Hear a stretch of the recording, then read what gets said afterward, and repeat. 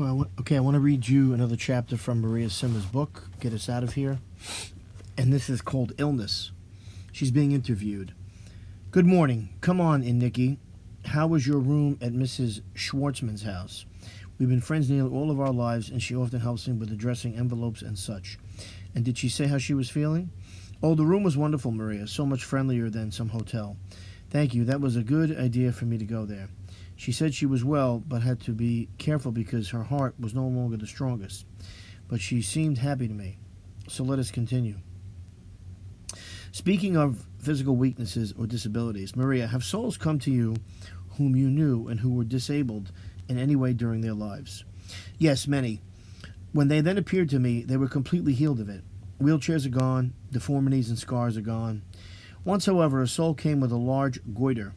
Yes, this was only so that the family would believe me when I told them that their relative had appeared to me with such and such an instruction for them.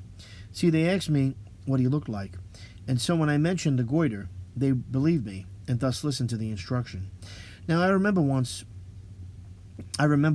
who was mute during his life and who, of course, spoke perfectly when he appeared to me. He showed joy at being able to speak to me, but I never found out why he could not speak while alive. If they were in wheelchairs in life, those are then gone, and they walk perfectly. All minor as well as major imperfections are then gone. But please remember that I see only those in the higher levels of purgatory. I say this now because others have been suffering and wounds. Others have seen sufferings and wounds on the souls, but these are not the same ones that were there during their lives. These are then sufferings of the souls and not of the body, for they no longer have a physical body. I think the closest I have seen to this was then when a priest came to me, and after he told me what he needed, I was given the chance to ask him why his right hand was so black, dirty, and painful looking. His answer was, tell all the priests to bless people, homes, and religious objects all the time. I neglected to do this often, and therefore I must now suffer in my right hand. Is AIDS a punishment from God? Yes, it is. But I prefer calling it reparation, and for people's immorality. If this shocks people claiming that God then is not a loving God, punishment and reparation are also loving. And as for the innocent who are now also suffering from AIDS, that accounts for additional and necessary reparation. God's mercy is infinite, but his justice is also total. I say, if we knew of his justice now as we will in heaven, many of us would die under the strain of our own sins. Do you think they will find a cure for AIDS? We already have the cure today, but because it will not make any money for anybody, and because it is very unpopular, people will still, for a while longer, be blind to it. The cure is Jesus and the Ten Commandments. He did not give us those to control us, but only to protect, strengthen, and free us. That would be a preventative cure. How about a reparative cure, meaning reparation? A healing of it once it has already been contracted. That too has already happened in very prayerful places. Where? I've heard of a place in Italy, but the name escapes me now. And then also in Medjugorje that has happened. The importance, however, is not the exact place, but rather the amount of prayer. When people come into a very prayerful places with great burdens and have already been checked by physicians, psychiatrists, and priests, and their conditions seem to worsen there rather than improve, can this be caused by some poor soul in their background? Yes, that can be the case, but if so, it is caused by souls that are very deep in purgatory. In these cases, a good exorcist will be able to stop the deceased from pressuring the living. Maria, can you tell me of an incident where non-forgiveness led to an illness? Oh, that is so very often the case, so very often the cause of illness. Yes, I remember a case in Innsbruck where a young woman could simply not forgive her father. The situation was this. When the father was alive, he never gave any joy to his children. And in her case, when a good position came along, he refused to let her take it. It was a job that included a good amount of education, and his forbidding it caused her to wander through life without proper schooling. And it was this that she simply could not forgive. A short while after he died, and he appeared to her, not once but 3 times, begging her to forgive him. No, the daughter just couldn't. Then the woman fell ill, and during this time it suddenly dawned on her that she should forgive him. She did, and did so deeply, with all her heart. The illness quickly left her. I cannot remember now exactly what illness it was, but it did become clear to her that this was due to her long-term refusal to forgive. We cannot always forget things, but we must forgive. Non-forgiveness is the cause of the greatest burdens and limitations that we put on ourselves during our lives. If we go to God with it all, we become so much freer and fuller. And then also with forgiveness comes a much deeper understanding of what really happened. That also is a huge and very important grace. Yes, here is another case. It concerned an ugly and itching skin condition that a woman had for some 20 or more years. All modern medicine could do was give her a very expensive cream to reduce the itching. Then she went on a pilgrimage and met with a prayerful and experienced person who one day during dinner turned to her and her husband and simply said, let's ask Jesus to tell us what causes that on your hand and on your hands and your leg and your right leg from the knee downward. The instant he did, he had an internal vision showing a woman bending down with her right knee on the ground and with her hands stretching out toward a girl. The girl was this same woman as a child, and the woman in the vision was her mother. That mother had neglected to hold her child, and especially this one, now grown up, and she in turn had never forgiven her for this. When this was explained, the husband turned to his wife and said, "That's right. That's so right. You have never forgiven her for this." With tears in her eyes, she had to admit it. She took this intention into prayer and into Mass for just 2 or 3 days, and the condition receded in just a fraction of what it had been. Then they returned home, and the fellow who had the vision never really heard whether it disappeared completely or not, but the itching and ugliness did go away nearly immediately. One cannot expect total forgiveness without the person to occur overnight, but Jesus surely showed the 3 who were present that evening where the problem was to be found. So again, the illness happened in a way that could have reminded the living of the sin of the ancestor, and in this way the soul still in purgatory made itself known and was begging for forgiveness before which it could not be delivered. Now I am certain that soul, whose name I never did hear, is in heaven, and her daughter is free of a condition that bothered her, and cost much money for several decades. Earlier, Maria, you mentioned that Satan sends illnesses upon people through witches with demons under their control. How does one discern whether an illness is caused by them or something else? By praying with the person or over the person. If it comes from elsewhere, the exorcist or deliverance prayer will show no results. But when it does come from demons, it will. It will at first try hide or fight back, but with a little perseverance, it will then depart. And in hospitals today, the term virus should be a possible warning signal for this. This term is often used by doctors when they come upon something they cannot explain. Sound familiar? In such a case, get a priest or another powerful intercessor to them, and get friends and relatives to pray quickly for the intercession of Our Lady and of St. Michael. The priest should also take along exorcised, blessed, and consecrated water, or better yet, oil. Can you give me an example of 2 illnesses set upon someone demonically?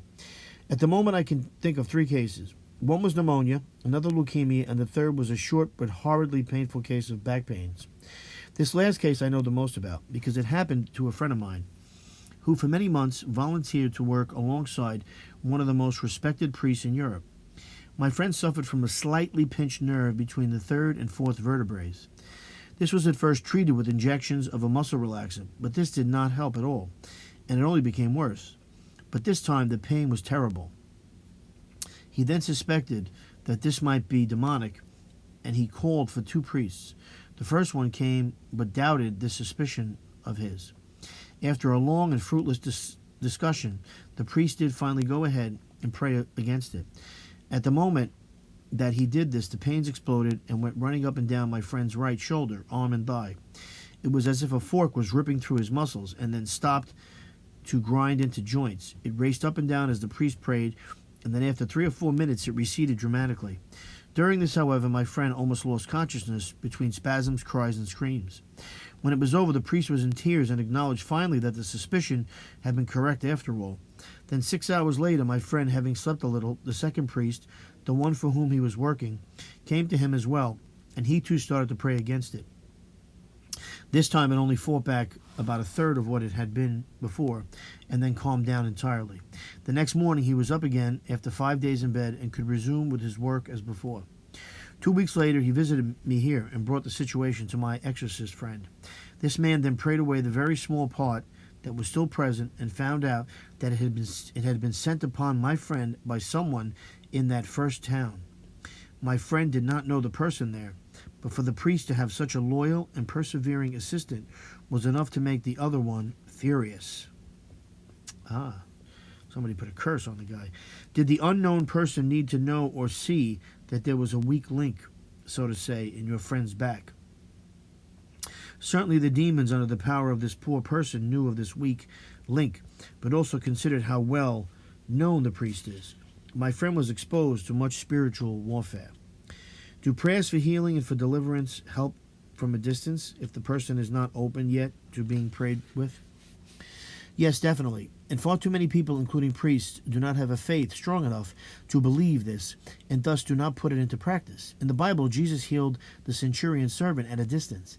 Then Jesus said to the centurion, "You may go. As you have believed, it will be done for you." Jesus healed the servant due to his master's faith in him. But it wasn't the master's faith that did the healing. This often worries people who think their faith is too weak to help. Jesus is never too weak to help, but we must often wait, for his plan is often different from ours. But in such cases, when the afflicted is at a distance, it does help to have as much information as at all possible when praying against it. Often the demonic influences have to be named specifically before they let go and vanish. And to do so, we must pray a lot and do our homework with perseverance and trust that God will supply what we need. When people come to you with disturbances, and you take the names of their deceased relatives, do you then witness the peace that enters the individual, the family, or the house in question after the masses and other prayers? Yes, almost always, depending, of course, on whether they keep in touch. Many people stay in touch for a long time, and although I am not a psychiatrist or physician, with all those involved names on my tongue, I can certainly tell when a distressed child very quickly turns into a peaceful and happy child, and that without any therapy or drugs. It brings me such much joy to see these changes repeatedly. Jesus and Mary exclude no one from their peace and joy. Many different areas of medicine today use hypnosis as part of the therapies, or to find out what happened in the past that may have something to do with illness involved. Have the souls said anything about hypnosis to you? The souls have said that hypnosis is dangerous and a sin. No one may delve into our subconscious, and even if they do, the testimonies that come from there are very unreliable. Some people who believe in the falsehood of reincarnation base their beliefs on the results of hypnosis. This is that past life regression. That is just one case where a relatively small sin leads to much confusion. When people are very sick and suffer great pain, what is permissible by God as far as what the attending doctors may do? A soul told me once that he had to suffer a great deal because he had been a doctor who had shortened the lives of some of his patients with injections to lessen their sufferings. Oh my God. Doctors may never kill a patient, but they are allowed to administer drugs to lessen the pain. Only God gives and removes life. Otherwise, it is murder like all other murders. Oof. There's a lot of doctors in trouble. When a doctor does take the life of a patient, does the soul of the patient then have to suffer the unfinished time that it should have suffered on earth in purgatory, or does the doctor then himself have to carry that suffering later on? The doctor himself does, and if he does not turn and stop this with confession, penance, and reparation on his own accord, then his family, the following generations, will carry the consequences and do so dearly. Goodness. Do you know of cases where the following generations suffered, and how and what way did they suffer? Yes, I do. One case I remember now concerned the daughter-in-law of a doctor who was regularly euthanizing his patients. Oh my God. She had lost many babies, yet both mother and father were entirely healthy, and the doctors were completely mystified by many stillbirths that she had suffered. This suffering, carried by the couple in the younger generation, Sorry about that. My iPad went out, so I'm just going to, attach the two videos. Does this mean then that every abortionist and his family will then have to suffer all that which the infants he had killed would have suffered during the entire length of their normal lives, had they been permitted to live their lives as God had planned for them? Yes, unless they stop with it immediately and make up for it. It surely does mean that. I've heard it said that the cities of Sarajevo, Mostar, and Vukovar were, before the breakup of the former Yugoslavia, the cities where abortions were most easily available in that country. When it comes to God's justice, does it then follow why those cities suffered the most damage during this Balkan War? It certainly would. Where sins against life are concentrated, God will arrange for his justice in unavoidable ways. May that example be a warning to all the governments, courts, and doctors of the East and West. Okay, and that's where that ends. Wow, that's pretty scary for big cities like New York and LA, where there's a lot of abortions going on. Anyway, that's that chapter. Very interesting. She says a lot of interesting things there about illness. Anyway, I hope you enjoyed that. And I'm sorry about the interruption. It was the iPad. Have a great day. Bye-bye.